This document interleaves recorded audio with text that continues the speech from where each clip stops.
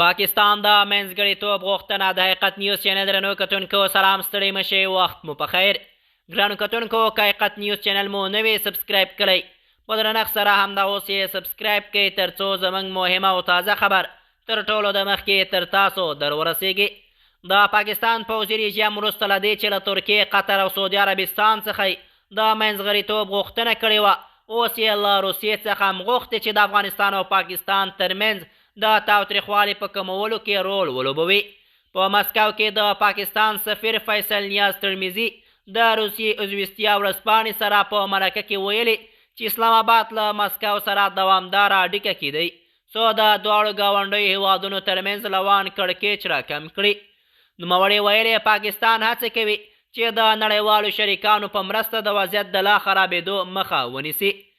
د پاکستان سفیر په خپلو څرګندونو کې دا هم ویلي چې د کوچني اختر په مناسبت د چین روسیې قطر ترکیې او سعودي عربستان په غوښتنه پاکستان له افغانستان سره اوربند کړی و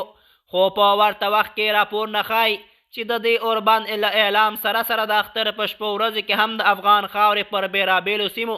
د درنو وسلو بریدونه شوي د سیمې اوسېدونکي وایي چې دا بریدونه د ملکي وګړو د مرګ ژوبلې سبب شوی دی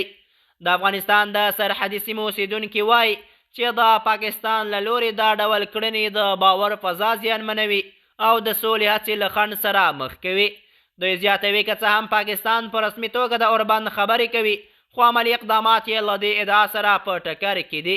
سیاسي شنونکي باور لري پاکستان هڅه کوي د نړیوالو هیوادونو ملاتړ ترلاسه کړي او ځان د سولې غوښتونکي په توګه وښیي خو په عین وخت کې د سرحدي فشارونو له لارې خپل ستراتیژیکي موخې تعقیبوي دوی وایي د سیمې ثبات هغه وخت راتلی شي چې دواړې خواوې په رښتینې معنا د تاوتریخوالو د بندولو لپاره عملي ګامونه واخلي د افغانستان او پاکستان ترمنځ تاوتریخوالی نه یوازې د دواړو هیوادونو لپاره بلکې د ټولې سیمې لپاره امنیتي اندېښنې زیاتوي کارپوهان وایي که دا وضعیت دوام وکړي نو د اقتصادي همکاریو سوداګرۍ او سیمه ییز اتصال پروژې به هم اغېزمنې شي د حقیقت نیوز چینل درنو کتونکو دا و زموږ د نن ورځې چمتو شوی خبر تر بیا مو په الله سپارم